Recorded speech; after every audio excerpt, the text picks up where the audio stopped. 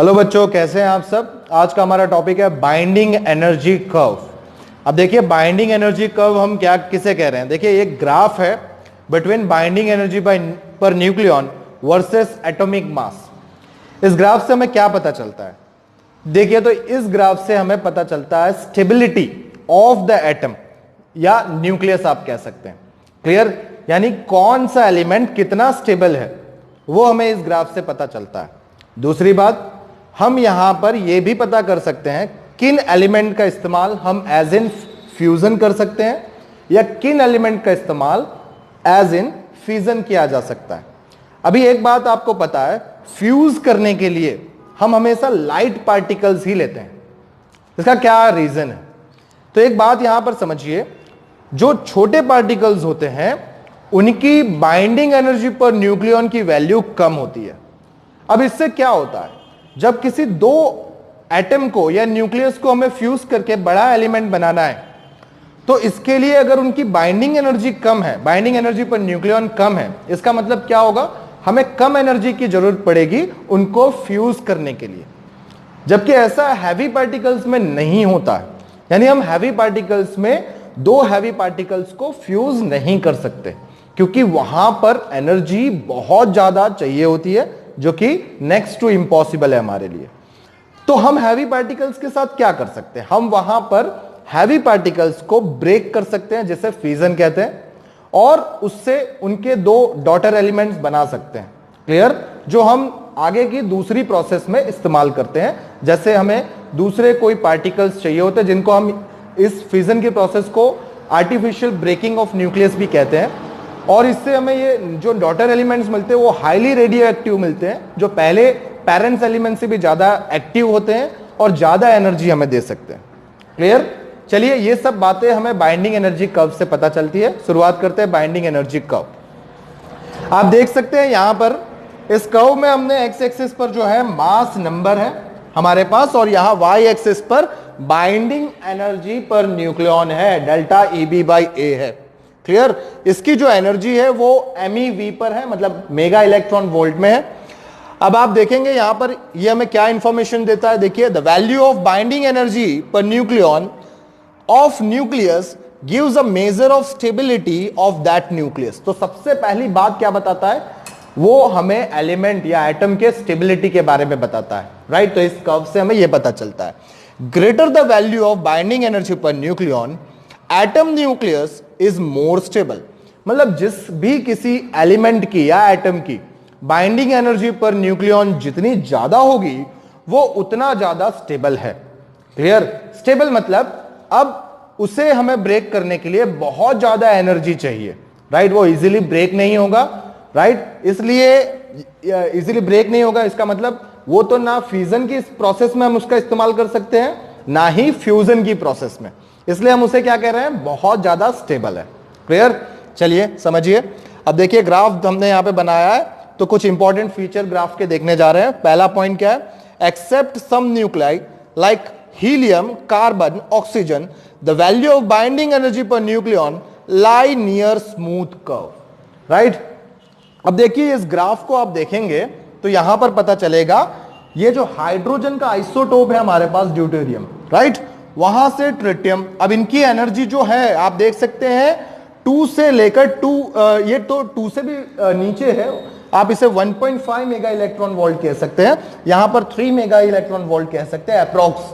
Right, अब देखिए इनकी एनर्जी इतनी कम है, इस वजह से हम ऐसे एलिमेंट का इस्तेमाल कहां कर सकते हैं, देख सकते हैं आप, this is nucleon prone to fusion, मतलब हम इन्हें फ्यूज करने के लिए इस्तेमाल कर सकते हैं, इनको हम मिलाकर कोई दूसरा एलिमेंट बना सकते हैं।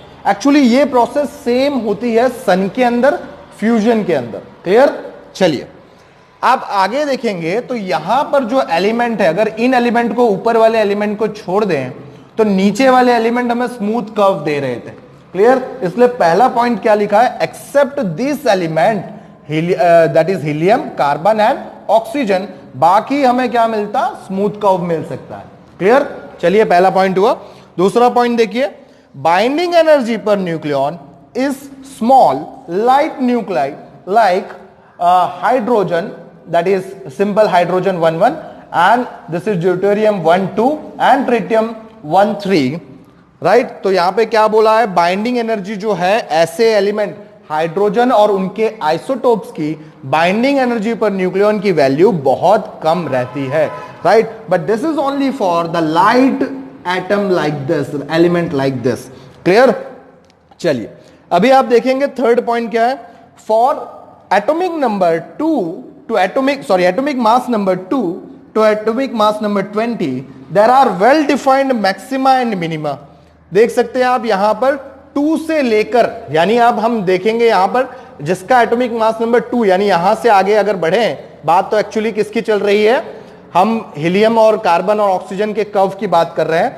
तो यहां से इनके बीच में जिनका एटॉमिक नंबर 2 से 20 पर आता है, वहां पर हमें बहुत ज्यादा उतार चढ़ाव देखने को मिलते हैं, मैक्सिमा और मिनिमा देखने को मिलता है, राइट। कर्व्स में आप देख सकते हैं यहां पर जिगजैग दिखाई दे रहा है, राइट। ऊपर वाले मैक्सिमा है और नीचे वाले मिनिमा है, क्लियर। अब मैक्सिमा में क्या बताता है, मैक्सिमा में बताता है, देखिए जिसकी जितनी ज्यादा बाइंडिंग एनर्जी पर न्यूक्लियॉन की वैल्यू होगी वो उतना ज्यादा स्टेबल होगा। यानी यहां पर मैक्सिमा जो है वो रिप्रेजेंट करता है स्टेबिलिटी को, मोर स्टेबिलिटी को, और मिनिमा जो है वो रिप्रेजेंट करता है लोअर स्टेबिलिटी को या लेस स्टेबिलिटी को, क्लियर।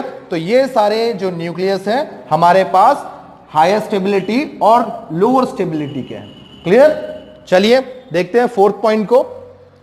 यहां पर देखिए binding energy per nucleon value is higher for broad range from A40, that is atomic mass number 40 to atomic mass number 120, which average value is 8.5 mega electron volt पर nucleon, right. तो एक बात यहां पर पता चल रही है कि अगर हम यहां से आगे बढ़ रहे हैं, देखिए यहां से आगे बढ़ रहे हैं, तो एटॉमिक मास नंबर 20 से लेकर 120 तक जो हमें बाइंडिंग एनर्जी पर न्यूक्लियॉन की वैल्यू है बहुत ज्यादा रेंज में देखने को मिलती है, जिसकी एवरेज वैल्यू हम कह सकते हैं 8.5 मेगा इलेक्ट्रॉन वोल्ट पर न्यूक्लियॉन है।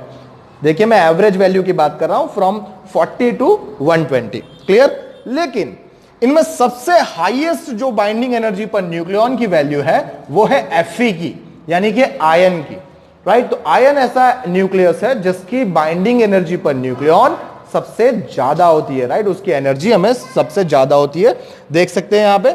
while Fe56 have highest value of 8.8 mega electron volt per nucleon, यानी यहां पर Fe जो है उसकी सबसे ज्यादा बाइंडिंग एनर्जी पर न्यूक्लियन की वैल्यू होती है जो कि 8.8 है, क्लियर। चलिए देखिए फिफ्थ पॉइंट क्या है, further as the mass number increases binding energy per nucleon value is gradually decreases. मतलब अगर हम देख रहे हैं यहां पर, राइट, अगर हम बहुत आगे बढ़ते हैं, बाइंडिंग एनर्जी 120 के 7 देखिए यहां पे नीचे जाते हैं, तो यहां से हमें देखिए आप देख सकते हैं यहां से क्या हो रहा है, ये जो कर्व है वो नीचे की ओर जा रहा है, नीचे की ओर जा रहा है। इसका मतलब y एक्सिस की बाइंडिंग एनर्जी पर न्यूक्लियन की वैल्यू घट रही है, क्लियर। तो यहां पर हम कह रहे हैं कि अबाउ 120 व्हाट हैपन, यहां पर बाइंडिंग एनर्जी पर न्यूक्लियन की वैल्यू घट रही है, clear. Okay, drop to 7.6 mega electron volt per nucleon for uranium 9238। तो आप यहां पे यूरेनियम 238 देख रहे हैं, तो इसकी जो बाइंडिंग एनर्जी है वो हमारे पास 7.6 mega electron volt per nucleon है, क्लियर।